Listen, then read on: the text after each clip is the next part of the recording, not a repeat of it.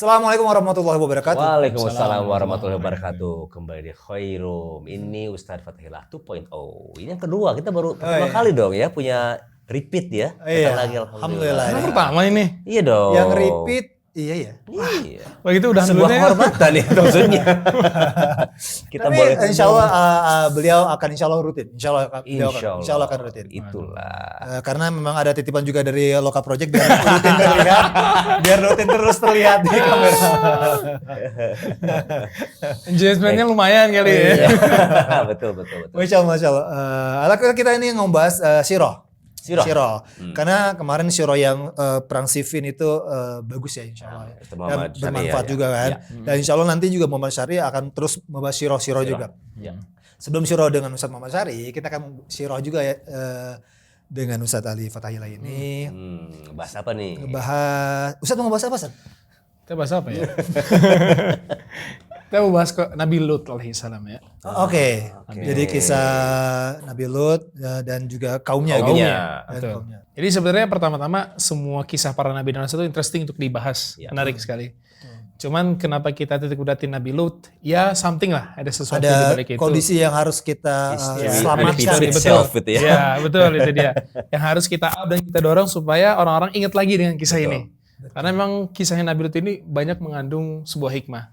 Pertama-tama awalin. Jadi interesting fact pertama tentang Nabi Lut ini keponakannya Nabi Ibrahim alaihissalam. Jadi nama Nabi Lut itu menurut para ulama tafsir namanya Lut bin Haran bin Azar. Kan nama bapaknya Nabi Ibrahim siapa? Azar. Jadi Ibrahim bin Azar. Nah, Haran sama Nabi Ibrahim itu saudaraan. Kayak gitu. Di awal-awal dakwahnya, yang pertama jadi Nabi dan Rasul itu Nabi Ibrahim dulu. Itu Nabi Lut itu masuk Islam juga. Beriman sama Nabi Ibrahim alaihissalam. Sebagaimana Allah mengatakan, fa'amana ma'ahu Lutun. Nabi Lut beriman sama Nabi Ibrahim. Selesai dari kejadian itu, kan Nabi Ibrahim, tentu tahu kisahnya kan, dibakar di ini, sampai akhirnya diselamatin sama Allah untuk hijrah. Awalnya itu di Irak, pindah ke Syam. Anda tahu kan? Pindah ke Syam. Akhirnya ketika pindah ke Syam, Nabi Lut ikut, tinggal di sana. Kemudian Allah Azza wa Jalla mengutus Nabi Lut alaihissalam menjadi seorang Nabi dan Rasul. Interesting fact keduanya tentang Nabi Lut alaihissalam. Jadi beliau ini datang ke kaum yang biasa kita sebut kaum Sodom. Kaum Sodom ini kalau dalam bahasa Arab sebenarnya namanya Sadum. Gak ada satupun ulama yang berani memastikan di mana tempat kaum Sadum ini berada. Karena memang ada khilaf yang sangat banyak di antara para ulama. Ada yang bilang di daerah Palestina, ada yang daerah Syam secara umum, ada yang bilang beda-beda. Macam-macam mereka berkata tentang kaum Sadum ini. Terus yang ketiga, interesting fact-nya tentang Nabi Lut ini bukan orang asli kaum Sadum. Ini kan. Nah, betul. Standarnya Nabi dan Rasul diutus ke siapa? Kaumnya. Ini menarik ya kan? Menarik. Kenapa kok sampai Allah mengutus Nabi Lut alaihissalam ke kaum ini? Sebab utama keempat interesting fact tentang Nabi Lut, kenapa kaum Sodom harus didakwahin? Karena mereka melakukan sebuah perbuatan keji yang tidak ada yang pernah ngamalin pertama kali. Oh, Ustadz, berarti sebelumnya kaum Sodom ini memang sudah begitu? Sudah begitu. Baru datang Nabi Lut? Oh, oke. Gitu. Bukan tadinya normal, akhirnya ada rasa bosan. Kalau itu kata ada rasa bosan atau enggak? Takutnya kalau dikirim kepada kaumnya nanti nabinya itu juga nggak mungkin kan? Nggak mungkin. Jadi kata para ulama, mereka nggak bisa memastikan sebab awalnya kapan dan kenapanya. Tapi yang jelas Nabi Lut datang ke situ kondisi mereka udah begitu. Ya begitu. Itu yang jelas itu. Karena Allah menyatakan langsung Nabi Lut ketika utus ke situ, ya mereka semua dalam kondisi kayak begitu. Oh, bukan tren yang baru di merekanya, yang berarti udah lama berjalan. Terus mereka nggak berubah-berubah. Maka Allah utus Nabi Lut alaihissalam. Ya begitu, untuk ngasih peringatan. Interesting fact yang kelima tentang Nabi Lut alaihissalam. Nabi Lut walaupun bukan orang asli kaum Sadum, tapi beliau ini sangat dihormati sama kaum itu. Jadi sebelum beliau akhirnya mulai dakwah itu, Nabi Lut tuh udah deket lah sama orang-orang di situ. Sampai memang kekejian mereka udah mulai makin keras, makin parah. Nah disitulah Allah Azza wa Jalla menyuruh Nabi Lut alaihissalam untuk mengingkari secara terang-terangan ke kaumnya itu. Dan yang keenam, ini poin pentingnya terkait Nabi Lut alaihissalam, dosanya kaum Sodom ini sebenarnya banyak. Bukan cuman itu doang. Ya antum semua tahu Allah mengatakan atatuna rijalan syahwatan min dunin nisa. Apakah kalian laki-laki mendatangkan syahwat ke selain perempuan? Ya kan? Terus Nabi Lut juga mengatakan atatuna fahishatan ma sabaqakum biha ahadun minal alamin. Kalian ngelakuin sebuah dosa yang enggak pernah dilakuin sama siapa-siapa. First time terjadi dalam sejarah human dalam sejarah humanity itu yang dilakukan sama kaum Sodom terkait masalah dosa suka sama sesama jenis. Baik. Yang ketujuh, interesting fact selanjutnya, mereka ini cuman laki ke laki aja, bukan perempuan ke perempuan juga. Oh, perempuan itu enggak. Jadi cuman khusus laki-laki ke laki-laki aja.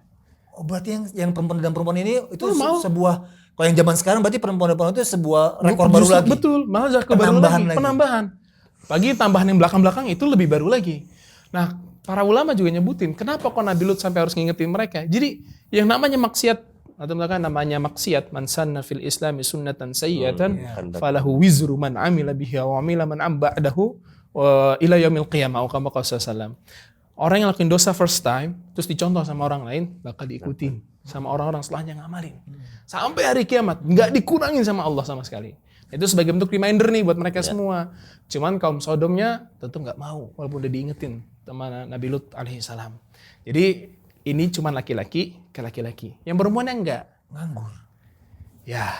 Selanjutnya interesting fact 8 tentang kaum Nabi Lut alaihi salam ini adalah jadi Nabi Lut ini saking berusaha untuk mendakwahi mereka sembuh, itu sampai menawarkan, yuk diantarakan siapa yang mau sembuh, silakan nikahin anak saya aja dulu deh. Supaya mereka sembuh nih dari ini. Cuma mereka nggak mau. Makanya Nabi Lut mengatakan bal antum qaumun tajhalun. Kayaknya orang bodoh semua. Terus Allah juga mengatakan tentang kaum Nabi Lut itu bal antum qaumun musrifun. Kalian orang-orang yang melampaui berlebihan. Karena Allah juga mengatakan bal antum qaumun la yaqilun. Nah, kenapa 3 hal ini disebutin tentang mereka? Yang pertama, kenapa dibilang kaum tajhalun? Ya bodohnya kelewatan lah. Masa ada orang laki-laki suka sama laki-laki gitu loh. Itu udah bodoh banget. Yang kedua dibilang musrifun karena melampaui batas. Anda mengingatkan di antara sifat orang beriman itu walladzina li furujihim hafizun illa ala azwajihim aw ma malakat aymanuhum fa innahum ghairu malumin faman ibtagha wara'a dzalika fa ulaika humul adun. Sifat orang mukmin itu yang menjaga kemaluannya ke istri dan budak sahaya yang dimiliki. Kalau udah lebih dari itu, wah kelewat batas dia. Nggak benar. Nah, ini termasuk kelewat batas kata Allah. Yang ketiga, kenapa dibilang gak berakal? Itu menyelisih fitrah manusia. Yang pertama karena kebodohan, yang ketiga karena menyelisih fitrah. Baik. Jadi ini 3 kesalahan besar yang dilakukan sama kaum Nabi Lut. Yang ke-9 interesting fact-nya, ini anak simpelin aja gak apa-apa kan ya? Ya bisa selesai dong. Rangkuman. Yang ke-9, jadi gini, dosanya mereka itu ada 3 yang paling besar. Yang pertama yang kita tahu, laki-laki sama laki-laki. Yang kedua, mereka ini suka ngerampok. Ngerampok bukan ngerampok datang ke rumah sambil barang. Yang di tengah jalan nih, musafir datang. Begal. Sorry. Taqta'una sabila, kata Nabi Lut alaihissalam. Kalian ini motong jalan, bukan motong jalan nyalip begini, tapi ngebegal. Yang ketiga, kalian itu melakukan perbuatan keji di khalayak umum tanpa malu. Jadi melakukannya itu di tempat umum, di khalayak umum, di tempat umum udah. Bahkan dalam tafsirannya, mereka itu ngumpul-ngumpul, terus mereka ngelakuin perbuatan-perbuatan yang nggak benar, itu di depan semua yang lain. Dan nggak rasa malu sama sekali. Ini 3 dosa besar dilakukan sama kaum Sodom. Yang Nabi Lut alaihissalam berdoa buat mereka itu. Mereka tipenya merampok, jadi bukan yang lemes-lemes gitu. Nah, itu yang jadi poinnya. Nah, itu dia. Maksud kamu ngerampokin? Ya kan kita tahu. Merampok ya. Merampok mereka. Jadi memang bukan orang-orang yang biasa. Enggak. Ketika Allah Azza wa Jalla sebelum ngancurin kaum Nabi Lut, kan mereka datang dulu ke Nabi Ibrahim nih. Lewat ke Nabi Ibrahim, ngasih pesan, nih kita mau ngancurin kaumnya Nabi Lut nih. Itu di situ didiskusiin sama Nabi Ibrahim. Janganlah. Karena Nabi Ibrahim kan orangnya penuh dengan rasa santun, penyayang gitu. Tapi kata Allah Azza wa Jalla nggak bisa, itu jadi ketetapan. Yang menarik, yang ke-10, ketika malaikat-malaikat ini datang, ada sebagian ulama nyebutin yang datang malaikat Jibril, Mikail, dan Israfil. Oh, berulang. Nggak satu atau tiga-tiganya langsung? Tiga-tiganya langsung datang. Jadi 3 orang datang, dan mereka ketika datang ke kaum Sodom itu menjelma jadi manusia. Kita kan tahu malaikat itu punya kemampuan untuk itu. Dan menjelmanya kata Ibnu Katsir apa? Syubbanun hisanul wujuh. Pemuda-pemuda yang ganteng-ganteng mukanya. Wow, ketika mereka datang dapat berita nih kaum Sodom ada 3 laki-laki ganteng. Datengin rumah Nabi Lut semua langsung. Kabita langsung. Kabita. Wow, mereka bergejolak itu nafsunya kan. Cakep nih, waduh. Diserbu itu rumahnya Nabi Lut alaihissalam. Sampai Nabi Lut alaihissalam itu cegah mereka semua. Nah, itulah tadi kisah yang Nabi Lut alaihissalam itu nawarin anaknya. Itu di situ kejadiannya. Oke. Jadi kenapa Nabi Lut mencegah mereka? Pertama, 3 orang ini tamunya Nabi Lut. Dan Nabi Lut tuh nggak tahu kalau itu malaikat ternyata. Nggak tahu. Karena kan Nabi itu tidak tahu hal gaib sampai Allah kabarin dulu. Ini termasuk nggak Allah kabarin sengaja. Memang sebagai bentuk pertolongan dari Allah Azza wa Jalla. Jadi ini 3 tamu ini udah datang di rumah Nabi Lut, tiba-tiba semuanya udah ngumpul nih. Kaumnya Nabi Lut alaihissalam. Wah, cakep nih. Mereka udah ngomong, ayolah keluarin itu. Ya Allah, Bisa hasrat. begitu ya, hasrat. Hasratnya luar biasa. Apalagi emang sengaja Allah bikin kayak itu, supaya nguji mereka itu. Ternyata mereka gak mau berubah. Dinasihatin sama Nabi Lut. Pertama, kalian jangan kayak gitu, ini tamu saya. Ini dhaifi, kata Nabi Lut alaihissalam. Tamu saya. Gak layak tamu beliau diganggu sama orang lain. Yang kedua, kalau kalian emang kebelet banget, nikahin anak saya. Nabi Lut anaknya perempuan. Nikahin anak saya aja. Jadi dipaksa untuk kembali ke fitrah. Gak mau juga. Kemudian yang ketiga, kata Nabi Lut alaihissalam, beliau sempat berharap sama Allah Azza wa Jalla, beliau punya kuwatan. Jadi punya kekuatan, kemudian bersandar wa awi ila ruknin syadid. Beliau itu berharap punya keluarga yang support beliau. Jadi 3 hal yang beliau harapin nih. Pertama, mereka semua nggak ganggu tamunya. Yang kedua, kalau emang udah kebelet banget, mending nikahin anak beliau. Bukan maksudnya rame-rame nikahin anak beliau. Oh, iya. Ya setidaknya ada yang menikahi lah, supaya dia jadi pendorong lah, obat gitu. Dan yang ketiga, beliau itu berharap ketika dakwah ke kaumnya ada yang support dari keluarga. Gak ada. Tapi ingat, istrinya fakanat minal ghabirin, kata Allah. Istrinya itu bukan suka sama cewek, bukan, support di situ. Kenapa sih? Maksudnya apa gitu? Kan dia tahu tuh apakah dia ada bibit-bibit jadi suka sama cewek. Karena kan dia support orang itu ngapain loh? Toh dia juga nggak suka cewek. Salah satu kata mereka adalah akhriju ala lutim min qaryatikum innahum unasun yatatahharun. Ini salah satu hujah mereka kenapa mereka nggak suka. Jadi kata mereka, ini Nabi Lut sama keluarganya yang soleh, ini masuk suci. Jadi menurut istrinya dia ini, perlakuan Nabi Lut itu sok suci. Istrinya menganggap itu. Iya, Normalisasi masyarakatnya kayak itu dia. gitu. Menormalisasi. Jadi di sini masalah terbesar dari sini adalah mencoba untuk menormalisasi dosa ini. Jadi dianggap ya udahlah biasa aja. Yang nggak ngikutin itu malah. Iya kayak gitu. Walaupun dia sendiri enggak. Oh, maksudnya nggak usah diganggu lah, dia nggak ngerusak lo, nggak ganggu lo. Betul. Kan zaman sekarang juga banyak yang nggak support itu juga ya. Maksudnya tapi dia nggak ikutan, tapi udahlah itu udah aja pronoun nggak apa-apa kok itu. Tapi walaupun dia tidak melarang, tapi dia nggak mau juga untuk membantahnya. Kan banyak sekali. Itu salah. Ini penting nih, bener Kang Uki nih. Itu salah satu kebahayaan terbesar. Karena ingat yang menyebabkan istrinya ikut binasa itu gara-gara poin ini. Dia tidak menolak dan dia tidak mendukung. Ini juga salah, nggak boleh. Jadi ini perbuatan keji yang sangat besar yang sampai Allah binasain kaum Sodom, maka nggak boleh kita Tadi kan kita ngomongin tentang fitrah dan dia melewati batas dari fitrah. Tapi mereka kan berdalil ini fitrah saya. Saya juga nggak mau seperti ini. Saya juga nggak mau menjadi seperti wanita. Tapi ini kayak terjebak dalam tubuh ini. Masuk ke dalam tubuh yang salah. Iya. Tadi kita udah bilang, Allah tuh udah bantah kaum Sodom ini salah satu dengan akal. Karena ternyata secara akal sehat pun itu membantah. Apa yang mereka ucapkan, katanya saya ini jiwanya perempuan, cuma nyasar di tubuh laki-laki, kan begitu kata mereka kan. Itu mah ya ngarangan mereka aja. Setan. Itu ya. Setan. Apakah ada nggak kisah pertama? Pasti ada pemicunya pertama gitu. Apakah mungkin gara-gara orang lihat lagi macul gitu atau apa? Tapi nggak ada ya, nggak dijelasin. Ada disebutkan dalam sebuah kisah Israiliyat. Cuman kita nggak mau bahas itu karena Israiliyat. Jadi kan maksudnya nggak tahu faktanya. Is okay disampaikan kan kalau Israiliyat. Cuma mereka mention aja. Ini ada dibahas di kisah-kisah Israiliyat sebab awalnya. Cuman ya Israiliyat kita satu nggak bisa benarkan, nggak bisa nolak. Apalagi kalau cerita Israiliyatnya ada di buku-buku yang Israiliyat doang gitu loh. Itu makin bahaya, makin bahaya. Nah terus ada satu ulama yang mengatakan, kenapa kita nggak perlu tahu tentang sebab awalnya? Andai kata sebab awalnya penting, Allah duluan yang sebutin. Ya. Jadi kayak seakan-akan itu nggak usah, kalian nggak perlu tahu yang itu. Yang penting ini nih, perbuatan yang ini pokoknya nggak boleh gitu loh. Kenapa orang-orang ngelakuin dosa-dosa seperti kaum Sodom? Itu dari mereka yang sendiri.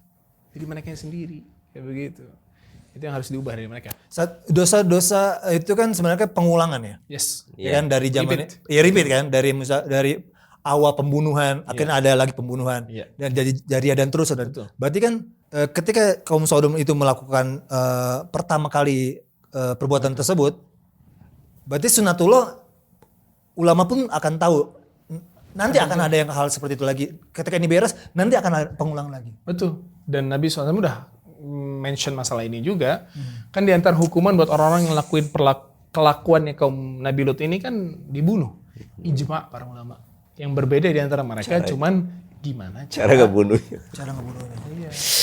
Yang beda di antara mereka itu doang. Ada berapa 3 tempat pendapat terkait hal ini. Tapi yang paling sering kita dengar kan disamakan cara ngebunuhnya kayak kaum Sodom waktu itu. Jadi mereka dibawa ke tempat tertinggi di kota itu. In case itu ada sebuah menara atau misalnya di kota itu ada gunung yang tinggi sekali, dibawa ke atas itu, ditendang dari atas sambil dilemparin batu dari atas sampai dari bawah. Kalau pas jatuh plek masih sekat, terus lemparin batu.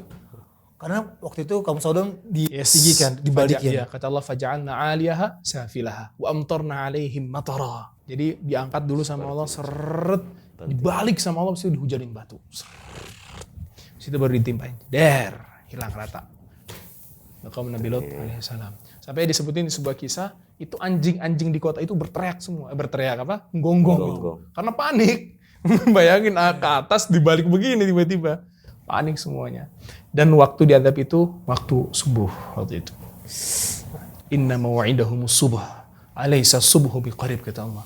Pokoknya waktu mereka dibinasakan itu subuh. Dan waktu subuh dekat. Nah kan sebelum diadab, kaum Nabi Lut disuruh keluar dulu sama anak-anaknya. Nah Nabi Lut sama anak-anaknya keluar itu waktu sahur. Waktu sahur. Kenapa waktu sahur? Ya Allah alam, Allah perintahin begitu. Nah perintah tambahannya adalah gak boleh dia nengok ke belakang.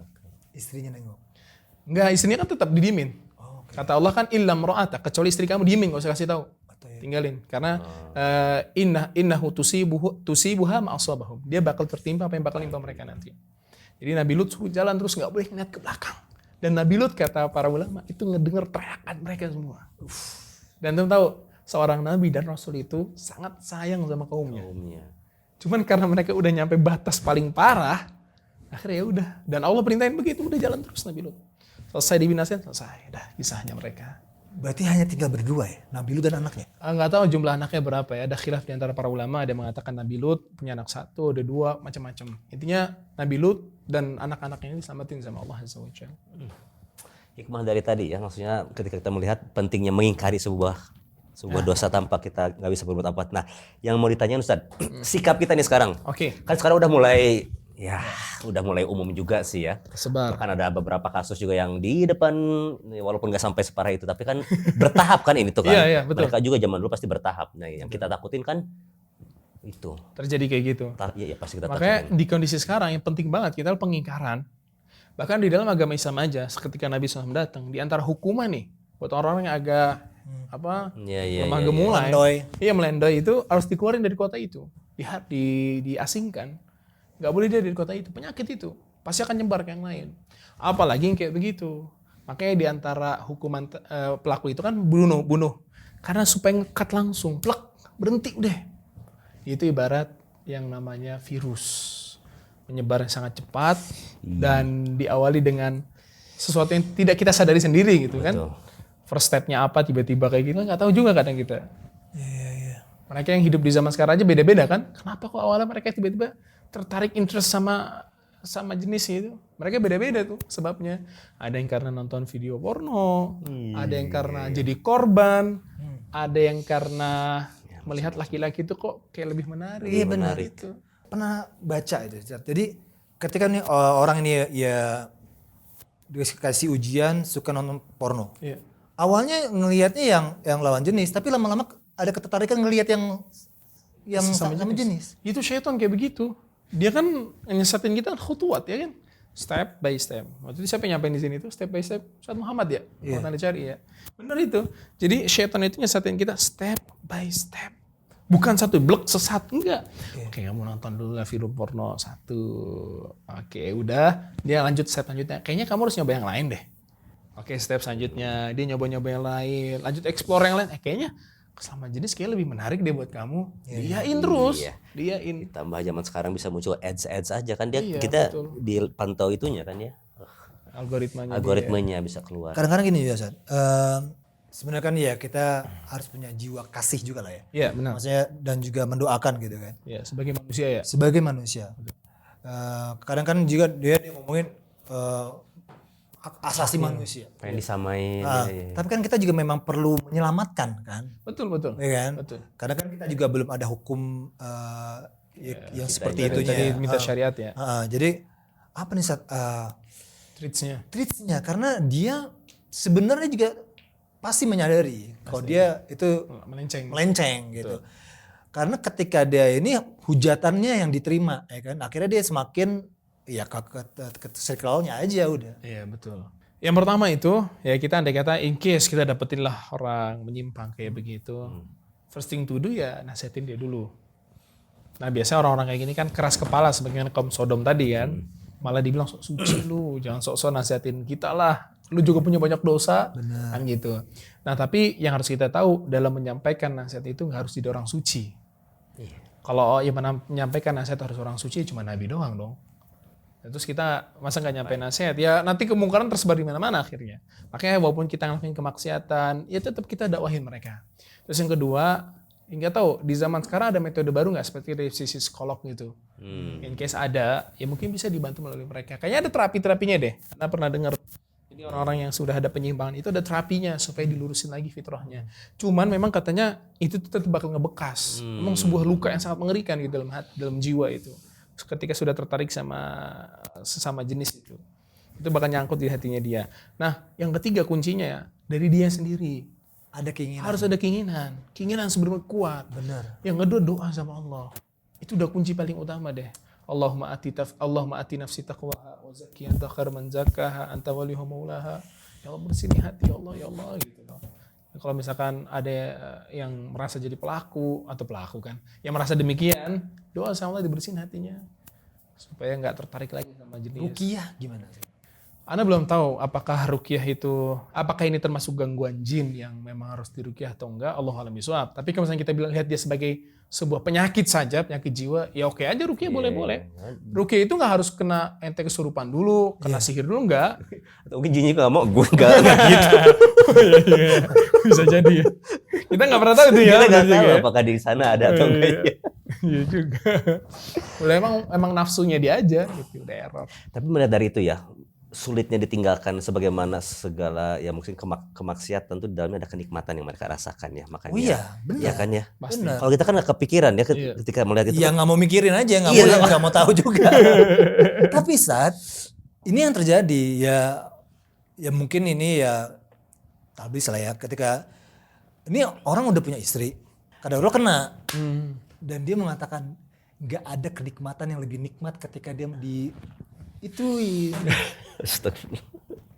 Bisa juga ngomong. Itu yang menjadi virus kan? Itu yang menjadi Karena belum virus. nggak ngerasa. Ketika antum kemarin makan daging di boil dulu, yang ini di boil.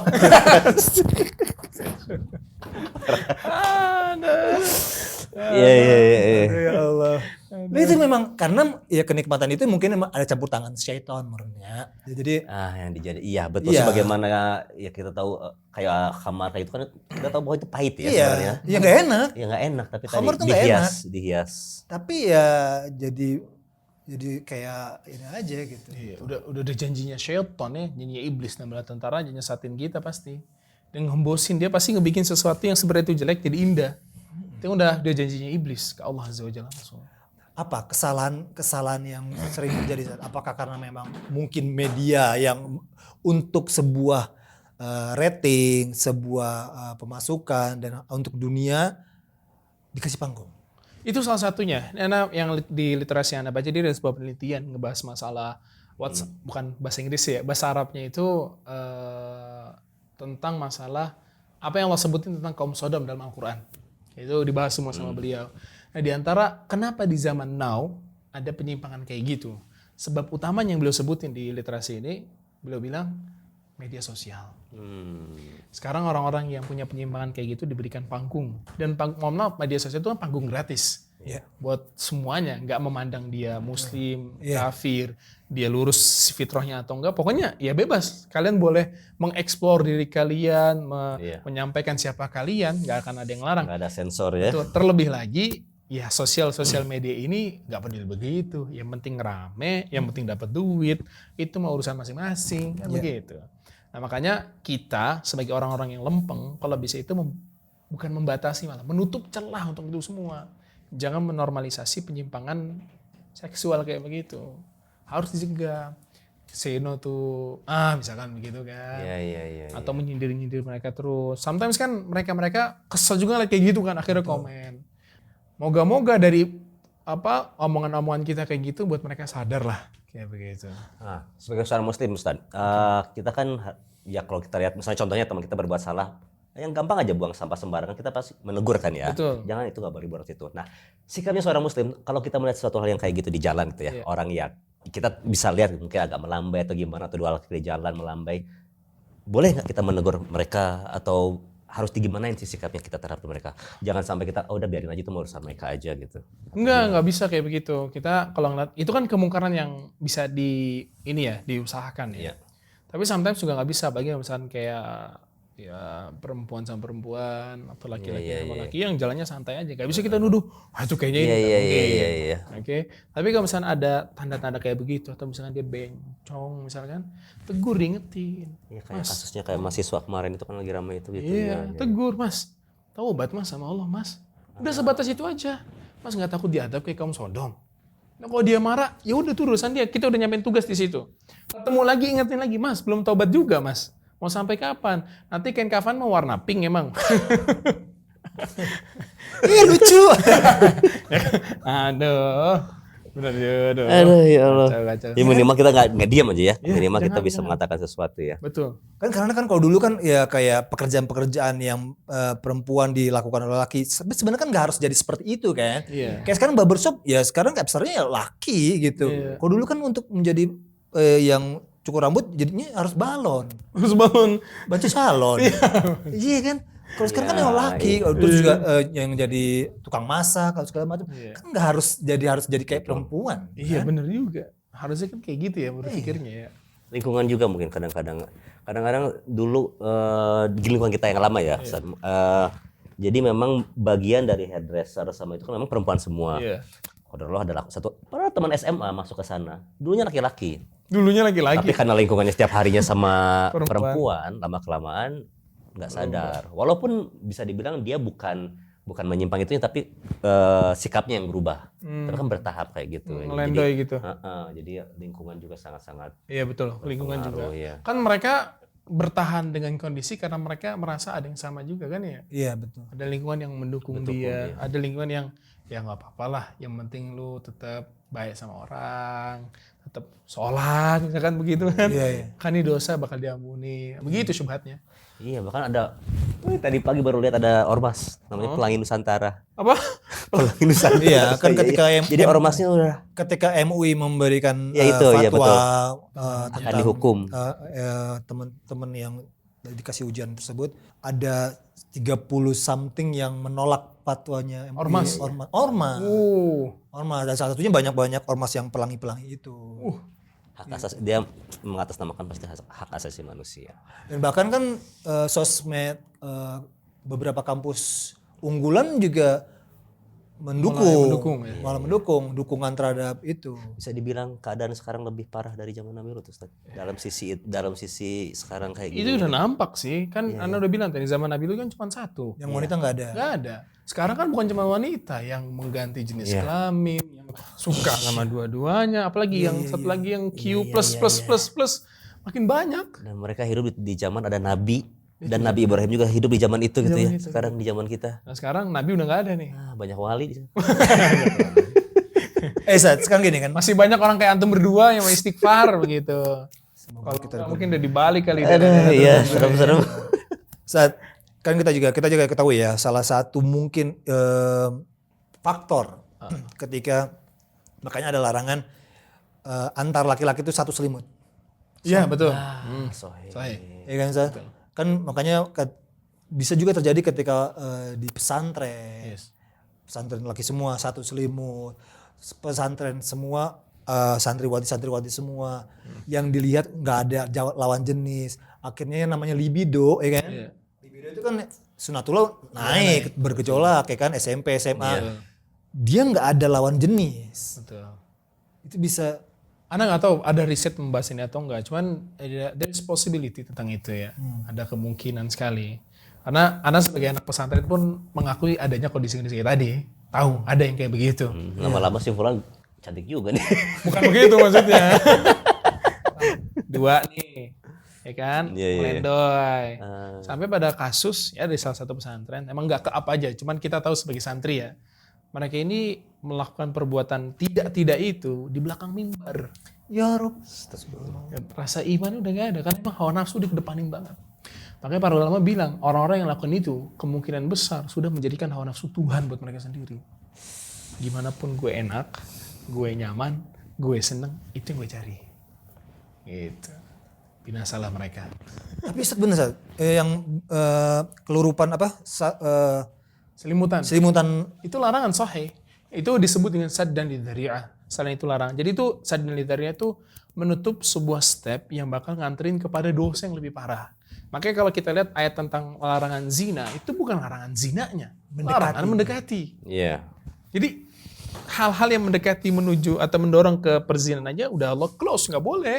Apalagi zinanya. Nah kayak gitu. Makanya diantara yang dilarang nggak boleh laki-laki sama laki-laki satu selimut. Bahkan anak-anak kita aja laki-laki perempuan harus beda kasur supaya nggak terjatuh dalam perzinahan dan sebagainya. Itu di close semua sama Islam. Nggak boleh laki-laki dan perempuan nggak boleh berduaan. Kemudian nggak boleh. Batasan pandangan aurat. Iya, pandangan aurat. Terus harus ghadul basar, Ya. harus menjaga hati. Itu semua saddun lidzari'ah. Nutup celah supaya nggak nyampe ke dosa yang beneran yang lebih besar. Gitu. Dan di zaman sekarang mungkin karena sosial media udah berkembang banget ya. Normalisasi. Jadi normalisasinya tinggi sekali. Jadi kayak it's okay lah, it's okay kayak gitu. Oke, Ustaz, kan kita nggak untuk yang dibunuh dalam syariat dibunuh, kita bukan harus ngebunuh. Itu kan berarti bila ulil amri yang menegakkan. Iya, itu syaratnya. Syaratnya ya. Jadi kan nggak semua mempunyai hakim sendiri ya. Nggak punya kapasitas itu. Jadi secara hukum syariat ini belum bisa diapa-apain ya, kecuali diajak bertobat. Iya, first step itu diajak taubat dulu. Jadi first step itu selalu kan, mohon maaf ya, dosa tertarik sama lawan jenis itu bukan mengkafirkan dia. Itu dosa besar. Jadi tetap orang ngelakuin dosa besar, itu ada pintu taubat buat dia. Jadi yang pertama dilakukan istitahab, minta dia taubat dulu ente. Berubah ayo, dikasih waktu untuk berubah. Kalau dia nggak mau tetap membela, barulah ditekan hukuman itu di negeri yang menegakkan itu. Itu kayaknya berat ya ketika dia hijrah nih. Tobat azam kuat, dia keluar nih set dari circle-nya. Ketemu teman-teman kajian gitu. Cowok-cowok, teman-teman cowoknya ganteng-ganteng lagi. Jenggot-jenggot. Iya biasanya kan itu sukanya yang jenggot juga. Waduh, kan makin wah, kok yang ini lebih mahal. Akhirnya pakai hijab. Dingin, Subhanallah. Nah, itu ujian orang hijrah. Yang kedua, jujur dengan niat hijrahnya. Insya Allah lurusin, tenang aja sih. Kalau misalkan dia ternyata menyimpang setelah hijrah, ada problem di situ. Iya. Oke, Saat. Yang ini sampaikan Saat kepada teman-teman yang ya sedang, ya mudah-mudahan kita berhusnuzon sebagian besarnya itu ingin berubah menjadi normal. Insya Allah. Ada husnuzon. Yang pertama teman-teman semua yang seperti disebut Kang Reda. Yang pertama-tama taubatlah sama Allah Azza wa Jalla. Soalnya itu dosa besar. Bahkan kita udah tahu kaum Sodom tadi dibinasain sama Allah Azza wa Jalla langsung karena dosa ini. Bahkan orang yang support aja dibinasain juga sama Allah Azza wa Jalla. Saking dosa ini menjijikan. Nah, di zaman Nabi Lut cuma satu. Di zaman sekarang lebih banyak lagi model-modelnya. Ini jadi lebih bahaya lagi. Terus yang ketiga, kalau memang kalian mau bertaubat sama Allah Azza wa Jalla, jujur dengan hati kalian. Kalian taubat ini karena Allah atau cuma mencari pelampiasan lain doang. Kalau ujung-ujungnya mencari pelampiasan lain, percaya nggak percaya, kalian bakal ngedrop di tengah jalan dan kepleset lagi.